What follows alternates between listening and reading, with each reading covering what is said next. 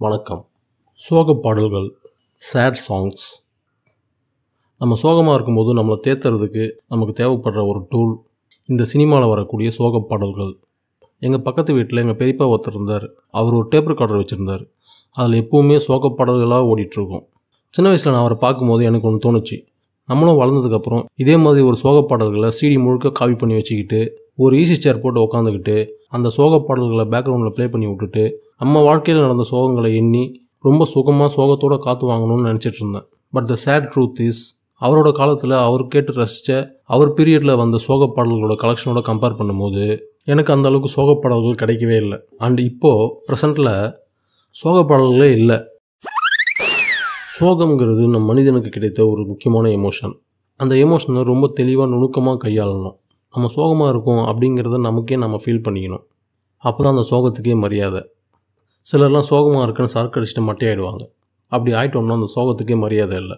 நீங்கள் அந்த சோகத்தை ஃபீல் பண்ணணும், அணுவாக ஃபீல் பண்ணணும். அதை மேட்ச் பண்ணுற மாதிரி ஒரு பாட்டை நம்ம தேர்ந்தெடுக்கணும். அந்த மாதிரி பாடல்கள் முந்தைய காலகட்டங்களில் நிறைய இருந்திருக்கு. இப்போ உங்களுக்கு ஒரு சோகம் இருக்குது, அந்த சோகத்தை நினச்சிக்கோங்க. அந்த சோகத்தை நினச்சி நீங்கள் ஃபீல் பண்ணுறீங்க.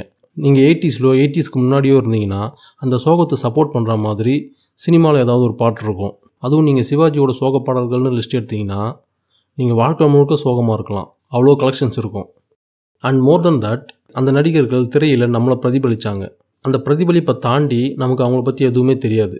சிவாஜியை தெரியும், சிவாஜி சோகமாக இருக்காருங்கிறது திரையில் தெரியும், அவர் எதுக்காக சோகமாக இருக்காங்கிற காரணம் தெரியும். அப்புறம் அந்த பாட்டு இதோட மேட்ச் ஆகிற மாதிரி நம்ம வாழ்க்கையில் நடந்த சோகத்தையும் அதையும் மிக்ஸ் பண்ணி மேட்ச் பண்ணி ஓரளவுக்கு ஃபீல் பண்ணி நம்ம சோகத்தை சுகமாக பாட்டு கேட்டு சமாளிச்சிக்கலாம். ஆனால் இப்போ பார்த்தீங்கன்னா சோக பாடல்களே இல்லை. ஒருவேளை இப்போ இருக்கிறவங்க யாருமே சோகமாகவே இல்லையோ? ஆனால் இன்னொரு பக்கம் பார்த்தா ஃபுல் டிப்ரெஷனில் இருக்கானுங்க. விட்டா செல்ஃப் மர்கையா பண்ணிக்கிட்டு மயானத்தில் போய் படுத்துக்கிற அளவுக்கு அவ்வளோ டிப்ரெஷனில் இருக்கானுங்க. ஆனால் இவங்களுக்கு சோக பாடல்களே இல்லை. அப்படியே ஒரு சோக பாடல்கள் இருக்குதுன்னு வச்சுக்கோங்களேன். ஆனால் அந்த சோக பாடல்களை நம்ம சோகத்தோட மேட்ச் பண்ண முடியாத அளவுக்கு ஏதோ ஒன்று தடுக்குது. என்னென்னா, சிவகார்த்திகனோட ஒரு சோக பாட்டு ஒன்று இருக்குது. இருக்கான்னு தெரியல, இருக்குன்னு வச்சுக்குவோம். அந்த பாட்டை நான் கேட்குறேன். இப்போது எனக்கு என்ன சோகம்னா, என் பைக்குக்கு பெட்ரோல் போடணும், பெட்ரோல் போட காசு இல்லை, அதனால் நான் சோகமாக இருக்கேன். இப்போது அந்த சோகத்தை மேட்ச் பண்ணுற மாதிரி சிவகார்த்திகனோட பாட்டு ஒன்று நான் பேக்ரவுண்டில் போட்டுட்டு சோகமாக இருக்க ட்ரை பண்ணுறேன்னு வச்சுக்கோங்க.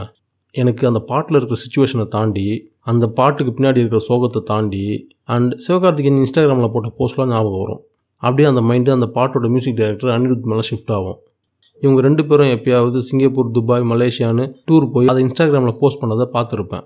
இப்போது பெட்ரோல் போட முடியாத என்னோடய சோகத்தை ஆற்றிக்கிறதுக்காக அந்த பாட்டு கேட்க ஆரம்பித்து, இப்போது பெட்ரோல் போட முடியாத சோகத்தையும் தாண்டி ஒரு ஃபாரின் ட்ரிப் கூட போக முடியலையே அப்படிங்கிற சோகம் இன்னும் ஜாஸ்தி ஆகிடும். இப்படியாக இன்றைய காலகட்டத்து மனிதர்களுக்கான சோகங்களை சங்கீதத்தில் கரைக்கிற அளவுக்கு ஒரு சோக பாடல்களை கேட்கலான்னு பார்த்தா, இந்த ஸ்டார்ஸோட பர்சனல் லைஃப் எக்ஸ்போஷர் ரொம்ப ஜாஸ்தியாக இருக்கிறதுனால பாடல்களெல்லாம் தாண்டி அவங்க கடைசியாக போட்ட இன்ஸ்டாகிராம் போஸ்ட் தான் நமக்கு ஞாபகம் வருது. அதே கொஞ்சம் சிவாஜி பாடல்கள் கேட்டு பாருங்களேன், அதில் சிவாஜி மட்டும்தான் இருப்பார். 90ஸ்ல வந்து ரஜினி சாங்ஸ் கேட்டு பாருங்களேன், அதில் ரஜினி மட்டும்தான் இருப்பார். நீங்கள் முழுக்க உங்கள் சோகத்தை அதில் புதைச்சி உங்கள் முழு சோகத்தையும் அதில் கரைக்கலாம். கவலைப்படாதீங்க, நம்ம ஸ்டார் கூட உங்களை மாதிரியே ஒரு சோகத்தில் தான் இருக்கார். என்ன மாதிரியே சோகமா? என்ன சோகம்? ரோல்ஸ் ராய்ஸ் மைலேஜ் கொடுக்க மாட்டேங்குதான், 2 நாளாக சோகமாக இருக்கார்.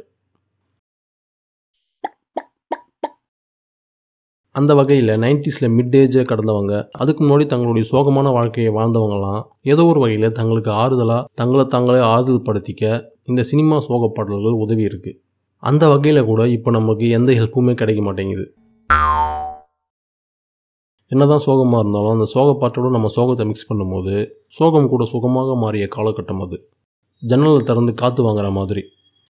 நீங்கள் சோகமாக இருக்கும்போது எந்த பாட்டை கேட்பீங்க கொஞ்சம் கமெண்ட்டில் சொல்லிட்டு போங்க. நான் சோகமாக இருக்கும்போது அதை எடுத்து போட்டு கேட்டுக்கிறேன்.